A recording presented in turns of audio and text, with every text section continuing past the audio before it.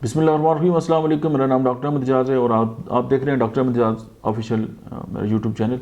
आज हम बात करेंगे कि अक्सर ये होगा कि आपके पास लोग आएंगे, आपको कहेंगे जी मेरी जो नाफ है ना वो उतर गई है, और जब उसको ठीक कराता हूँ ठीक हो जाता हूँ, जब नाफ फिर जब टल जाती है तो मेरे लिए बहुत सारे मसाइल जो हैं वो पैदा हो जाते हैं।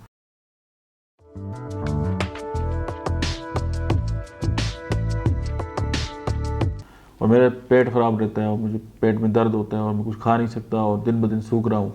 तो होम्योपैथी एक ऐसी दवा है जो बग़ैर किसी टेक्निक के जो है वो नाफ जो है उसको ठीक करती है। तो अब मेडिकली आप इस बात को माने ना माने कि जी नाफ होती है या नहीं होती है, बस इसको हम बाद में करेंगे। लेकिन ये होम्योपैथी की जो दवा है पोडोफाइलम 200 में आप इसको मरीज़ को दें और उसको कहें कि 10 दिन के बाद आपको रिपोर्ट करें तो उसकी नाफ ठीक हो जाएगी। और पोडोफाइलम जो है, आप इसकी जो एब्डोमेन है उसकी सिम्टम्स पढ़ लें तो आपका जहन बहुत ज़्यादा क्लियर हो जाएगा।